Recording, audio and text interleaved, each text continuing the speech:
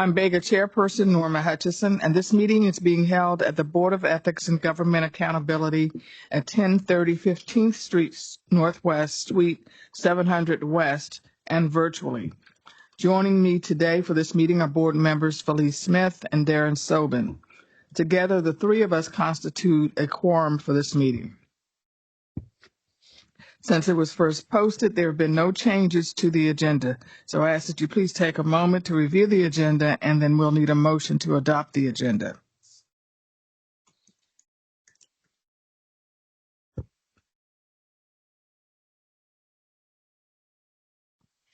So moved. Okay. Okay, it's been moved and seconded that we adopt the agenda for today's meeting. All in favor, please indicate by saying aye.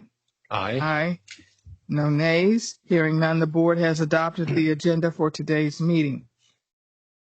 Before us today are the September 2025 draft meeting minutes.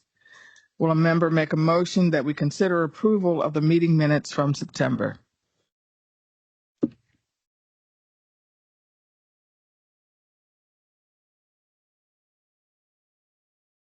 I'll offer the motion to approve the September meeting minutes. Second. It's been moved and seconded that the board consider the approval of the September 2025 meeting minutes. All in favor, please indicate by saying aye. Aye. Aye. Hearing no nays, the board approves the September 2025 meeting minutes. Next on the agenda is a report from the Office of Open Government. Director Allen, please proceed. Thank you and good morning, Chairperson Hutcheson and members of the board. I am Niquelle Allen, Director of Open Government. I am pleased to present this report on the activities of the Office of Open Government. Our mission is to ensure that all persons receive full and complete information concerning the affairs of the District of Columbia government and the actions of its officials. Since the last board meeting, the Office of Open Government has continued its work to ensure that the District of Columbia's government's operations are transparent, open to the public, and promote civic engagement. To that end, OOG has enforced the Open Meetings Act, advised on the Freedom of Information Act requirements, and provided training on those transparency laws. OOG has proudly served as advocates for an open and transparent government. I'll begin my report with Open Meetings Act and Freedom of Information Act advice rendered by the office. First is advisory opinion. Open Meetings Act advisory opinion, Board of Trustees for Seed Public Charter School number OOG-2025-0052. On October 1st, I issued this advisory opinion in response to a complaint which alleged that the Seed Public Charter School Board failed to provide the public with access to an emergency meeting held by the board on May 31st. I found that the board violated the OMA by failing to provide a complete meeting notice for its emergency meeting held on May 31st, 2025. The board failed to provide a valid dial-in number and access code or valid web link and login information as required by DC Official Code Section 2-5765 and 3 DCMR Section 10409.7. The board did not provide a meeting location. DC Official Code Section 2-5764 extends this notice requirement to a public body's emergency meetings. Furthermore, considering that the board did not respond to the complaint and the draft agenda of the meeting in issue has emergency closed meeting as part of the subject heading, I informed the board of the procedure for entering into closed or executive session pursuant to DC Official Code Section 2-575C. A public body must start its meeting in open session where a meeting or portion of the meeting was held in closure. Since the board is in violation of the OMA, notice of meetings and open meetings requirements, they must take OMA training within 60 days of receipt of my advisory opinion to avoid further corrective action. The complaint and advisory board have been added to advisory opinion have been added to Dropbox. Next is informal advice rendered by the office. Since the last board meeting, we have responded informally via email, telephone, or teleconference to requests for assistance as follows: 3 requests for Open Meetings Act advice, 11 requests for FOIA advice, and 14 requests for technical assistance with open-dc.gov. Meeting monitoring is next in my report. OOG staff attends public bodies meetings in person and remotely to ensure compliance with the Open Meetings Act. They also inspect public bodies' websites and the Office of Open Government's central meeting calendar for public meeting notices and records. The Office of Open Government's attorneys provide legal advice on the Open Meetings Act compliance and take corrective action if necessary. Since the last board meeting, OOG's legal staff have attended 9 public body meetings and no corrective measures were communicated. Next in my report are the training and outreach efforts of the office. First is the Office of the Attorney General for the District of Columbia, or OAG, Supreme Court Review Training. On September 10th, I, along with OOG staff, attended OAG Supreme Court Review Training presented by Carolyn Van Zyl, Solicitor General for the District of Columbia, and Ashwin Patik, Principal Deputy Solicitor General for the District. The training provided a general overview of the October term 2024 to September 10th, 2025 Supreme Court cases. The presenters discussed certain First Amendment, anti-discrimination, employment, Fourth Amendment, and civil procedure cases. Next is the Society for Compliance and Ethics 24th Annual Compliance and Ethics Institute Conference. From September 14th to 17th, this conference was held in Nashville, Tennessee. I, along with Chief Counsel Neal and attorneys Brandon Lewis and Joan Lelma, attended this conference in person. The conference included a variety of learning sessions on technology and innovation with a focus on the integration of artificial intelligence in the workspace, program management insights, professional skills for compliance, and ethics practitioners, among others. OOG's team members attended 37 training courses, and a list of the courses, including the details regarding which members attended, is included in Dropbox for your information. District of Columbia Public Charter School Board webinar, recording, submitting, and posting board meeting minutes. On September 17, 2025, the DC Public Charter School Board and OOG facilitated recording, submitting, and posting board meeting minutes webinar for chairs and members of the boards of trustees of DC Public Charter Schools. Attorney advisor Anthony J. Scoro discussed the OMA meeting minutes requirements concerning boards of trustees. Dr. Carlos Sillebiger, Governance Specialist, DC Public Charter School Board, provided guidance on the specific aspect of boards and of trustees meetings, such as roll call, quorum, votes, and discussed the DC Public Charter School Board's meeting minutes requirements.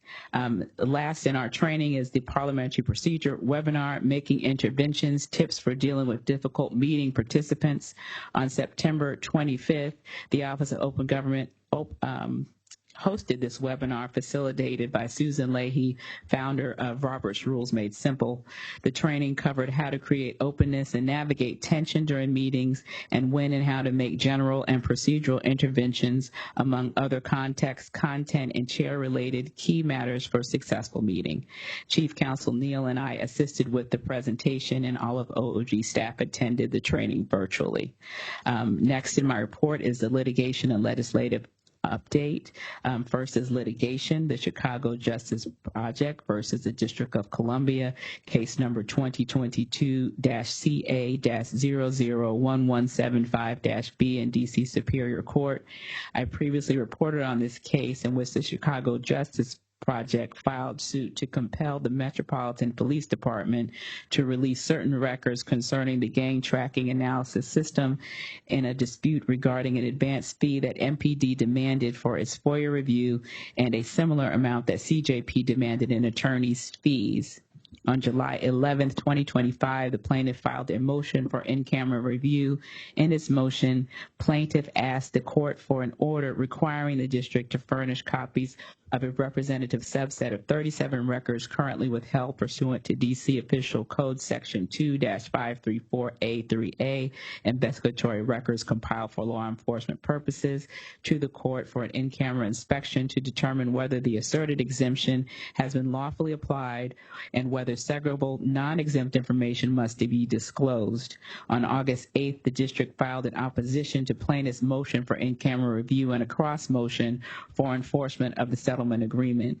The plaintiff filed a reply brief in support of the plaintiff's motion for in-camera review on August 22nd. Oral motions were held on September 25th. The court heard the parties' arguments and has taken a motion for in-camera review under advisement. A written order will be issued from chambers. The district's opposition and cross motion and the plaintiff's reply brief were added to Dropbox before the board's last meeting. OOG staff will continue to monitor this case. Next is legislation. First is legislative action regarding the Open Meetings Act. As I previously reported, Chairman Mendelson introduced Bill 26-200, the Open Meetings Clarification Temporary Amendment Act of 2025, which was enacted on June 26 without the mayor's signature as Act number 260086. It has now received law number 26004. It became effective August 16th and will expire on March 29th, 2026. No additional legislative action has been taken on U.S. Senator Mike Lee's U.S. Senate Bill 1450 with the intent to repeal the act, which was introduced in April and referred to the Senate Committee on Homeland Security and Governmental Affairs. A copy of the act and the U.S. Senate bill remain in Dropbox. Next is legislative action regarding the boards of trustees of D.C. Public Charter Schools. I have previously reported on Bill 26-0062, the Board of Trustees Training Amendment Act of 2025, introduced by Councilmember Christina Henderson on January 17, 2025. The bill will require members of a board of trustees of public charter schools to complete training programs on best practices for school board governance, which include training on the Open Meetings Act. It had a second and first reading on July 1st, 2025, and passed unanimously. On July 10th, the bill was transmitted to the mayor and signed by the mayor on July 21st and enacted with Act number A26-0012.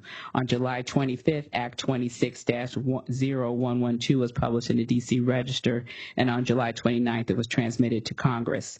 The projected law date was changed from October 15th to September 17, 2025. The act became law on September 19th and has received law number 26-0038. A copy of the act was added to Dropbox before the board's last meeting. Legislative action regarding a government agency's interpretation of its administering statutes and regulations. For the last 4 months, I have reported on Bill 26-0048, Council Review of Agency Action Clarification Amendment Act of 2025, which was introduced by Chairman Mendelson on January 13th. On June 24th, the Committee of the Whole filed its committee report, and on July 1st, 2025, Chairman Mendelson introduced an amendment in the nature of a substitute concerning the bill. It passed unanimously on first reading. As I informed the board in the last 4 months, the bill codifies agency deference and clarifies reviewing court or tribunal shall defer to an agency's reasonable interpretation of a statute or regulation that the agency administers, providing that the interpretation is not plainly wrong or inconsistent with the statutory or regulatory language or the council intents. This bill is in response to the Supreme Court's decision in Lilford-Bright Enterprises v. Raimondo. It was enacted with Act number 260111 and published in the D.C. Register on July 25th and transmitted to Congress on July 29th. The projected law date was changed from October 15th to October 17th, and the act became law on September 19th and has received law number 26-0037. A copy of the act remains in Dropbox. Last in this section, legislative action regarding the Freedom of Information Act.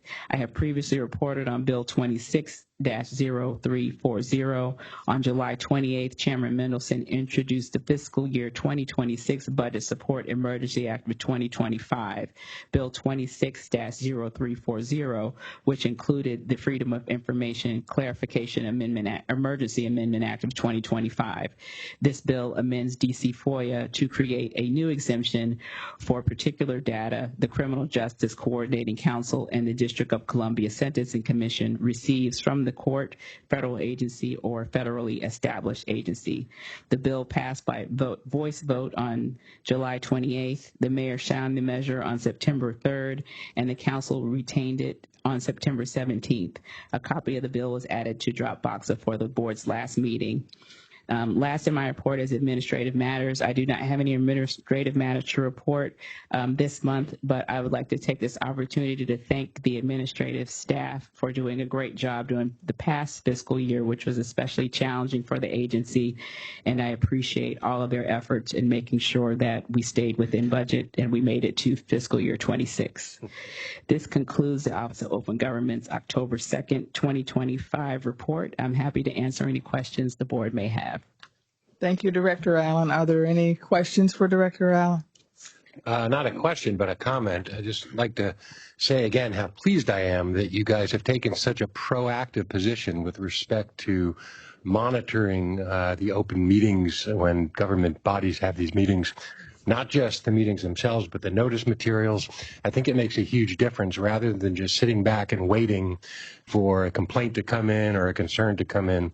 There aren't many offices around the country dedicated to transparency like we are, and none of them that I'm aware of that are doing what you guys are doing. So congratulations. Keep it up. Thank you. Okay. Any other comments or questions? I do have a question. Yes. You mentioned that there was a finding that a public body did not provide the required notice, and that there could be further corrective action if they don't come in for training. What's the possibilities? Well, because this public body had a closed session, and that is the one area where we're able to go to DC Superior Court and get financial relief, that would be the next step, or could be the next step. It would be an extraordinary step we hope we don't have to take, but that could be a possibility. So fines? Yes, fines. All right. Thank you. Thank you. Thank you. Next on the agenda is a report from the Director of the Office of Government Ethics, Ashley Cooks. Director Cooks, please proceed. Good morning, Chairperson Hutcheson and members of the board. I'm Ashley Cooks, the Director of Government Ethics. I'm pleased to present this report on the activities of the Office of Government Ethics, OGE. First is an update on the status of OGE investigations.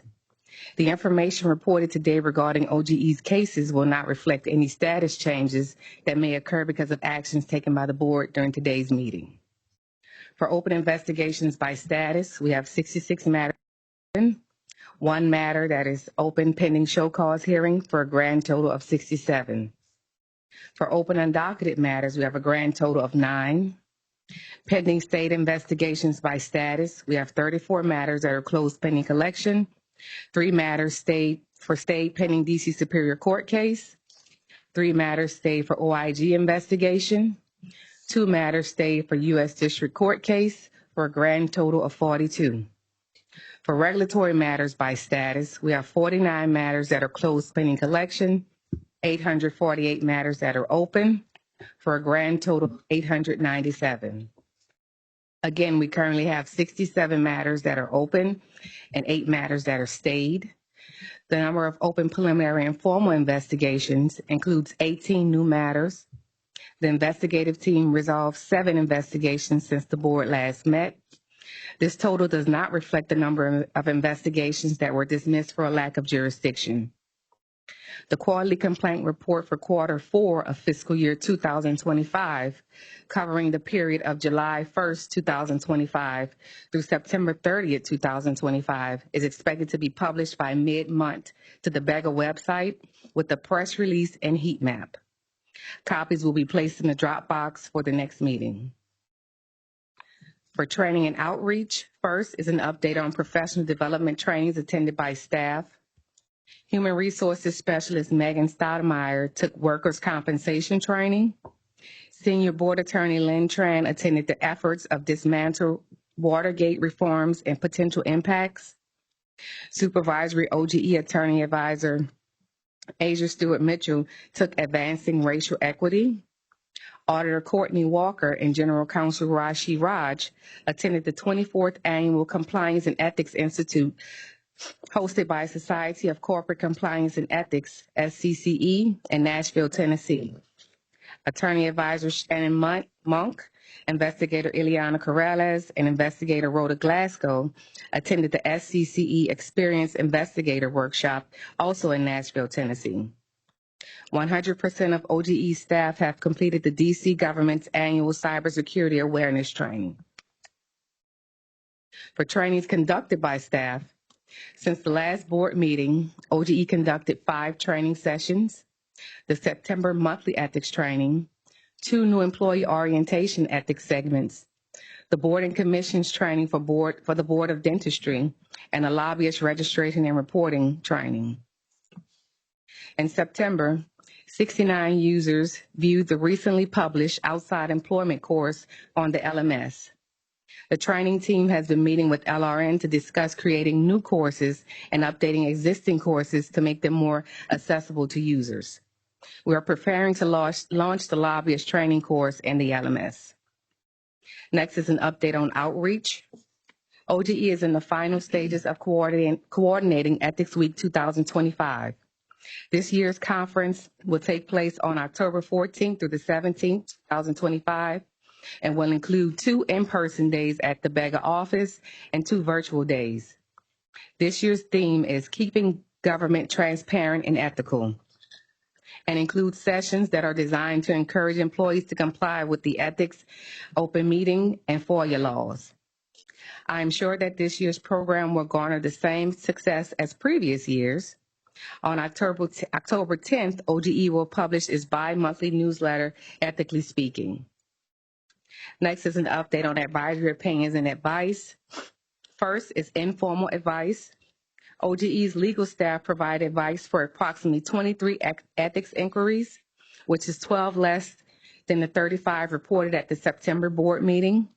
This number does not include responses we have provided to questions regarding the lobbyist and FDSE filing systems. For formal advisory opinions, OGE has 2 advisory opinions in the works, one on widely attended gatherings and an edited advisory neighborhood commissioner sign-on letter opinion. Next is an update on legislation and rulemaking. There's only one matter there. It's lobbyist registration and reporting. OGE published a notice of proposed rulemaking for the lobbyist section of Bega's regulations on last Friday, September 26.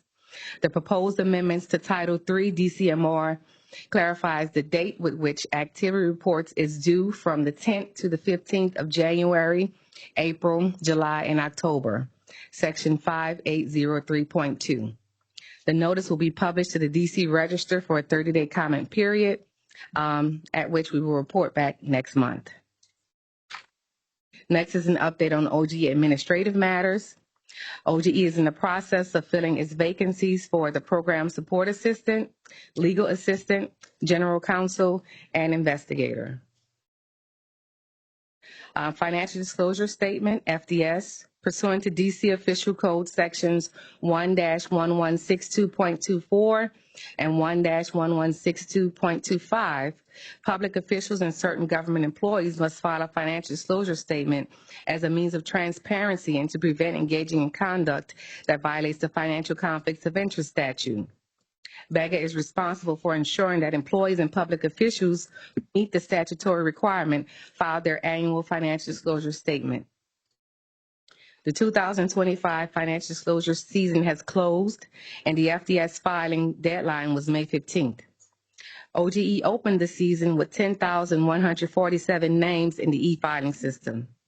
Enforcement measures are now underway, and financial disclosure enforcement letters were sent to 698 designated filers who failed to file and 50 late filers. Financial disclosure fines are due today per the fine letter. Those filers who do not pay by the deadline will be sent to the Office of Pay and Retirement Services for wage garnishment or the Central Collection Unit for collection of the payment. Finally, the DC Council's fall financial disclosure statement filing will be due on November 15th, so filing will begin on October 15th. Next is an update on lobbyist registration and reporting, LRR. Pursuant to DC Official Code Section 1-1162.27A, a person who receives compensation or expends funds in an amount of $250 or more in any 3 consecutive calendar month period for lobbying shall register with the Director of Government Ethics and pay the required registration fee. According to DC Official Code Section 1-1162.30, each registrant shall file a quarterly report concerning the registrant's lobbying activity during the previous quarter.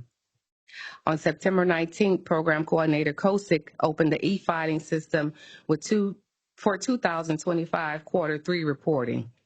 This activity report covers July 1st to September 30th, and those reports are due on October 15th. Enforcement for the first and second quarters is underway.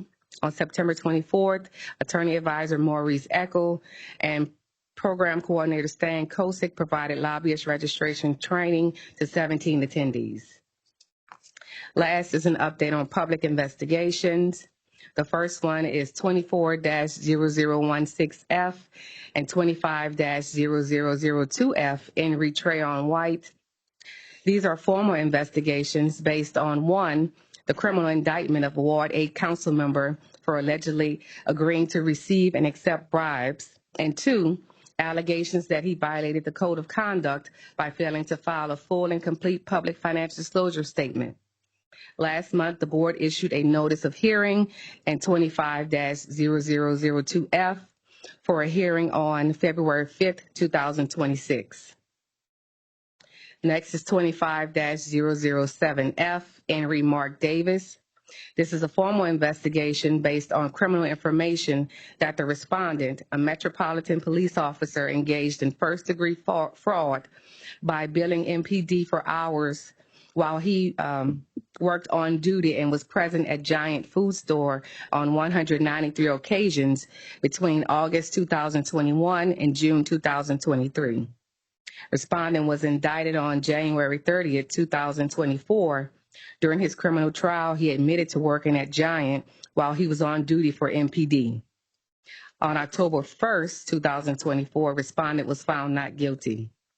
The board approved the notice of violation in this matter, and a hearing is set for January 8, 2026. And last is 25-0008F, Henry Marianne Stinson Green. This is a formal investigation based on the complaint that respondent, former instructional superintendent for DC Public Schools, pushed several schools and principals to purchase additional services from Relay Graduate School of Education, resulting in a $1 million contracted partnership. The complainant also alleges that Ms. Stinson also subcontracted with Relay and received over $100,000 in pay, but only declared around $15,000 in outside pay on her financial disclosure statement. According to the evidence, respondent maintained outside employment with Relay, underreported her income on 2 of her financial disclosure statements, convinced a subordinate principal to purchase services from Relay, performed services for Relay during her tour of duty, and misuse of her government email. The board approved the notice of violation in this matter at the last meeting. Thank you. This concludes the Office of Government Ethics, October 2nd, 2025 report. I welcome any questions you may have. Thank you, Director Cooks. Are there any questions for Director Cooks? I do have one. So based on the reporting out of the public cases, it seems like these side hustles continue to be a problem. And we've talked about ways to educate the DC workforce on that, including bringing in the agency ethics counselors. Can you give us a brief update on whether we've had success with those efforts? Sure. So we've done several things to try to curb the outside employment violations within the district government. Number one, we've increased our training efforts. We now hold quarterly outside employment trainings. Number two, we have created an outside employment training on our learning management system, which is our online database that is on demand and accessible to all district government employees. Number three, we have increased our outside employment efforts when we meet with ethics counselors on a monthly basis through our monthly training for them. We talk about best practices for engaging in outside employment. And lastly, we have issued several newsletters and publications to address the outside employment rules with employees. Thank you. Any other questions? Okay. The next on the agenda are public comments. Members of the public in attendance at this meeting have an opportunity to make a comment at this time. Are there any?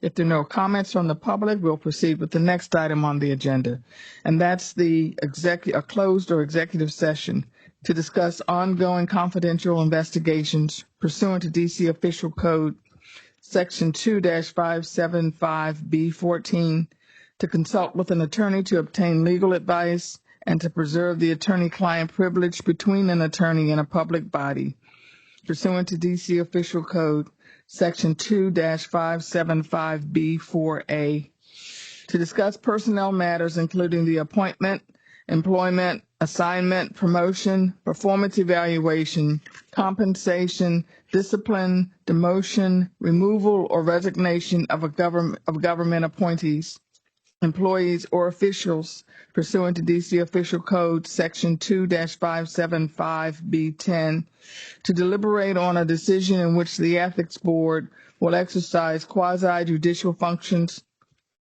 pursuant to DC Official Code Section 2-575B13, and to discuss contract and negotiation strategies pursuant to DC Official Code Section 2-575B2. May I have a motion to enter into executive session?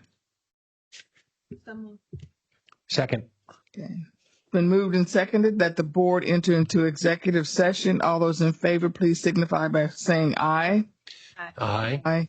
No opposed. Board members, please move over to the boardroom for the executive session. We will return to this meeting after the conclusion of the executive session to report out any matters decided, finish any other business, and to adjourn the meeting. Thank you. Okay, the time is now 11:52 and we are back on the record.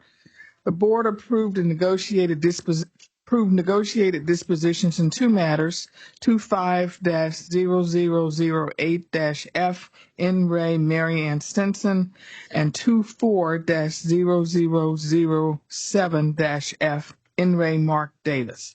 The board also dismissed matter 25-0004-F, Dana McDaniel.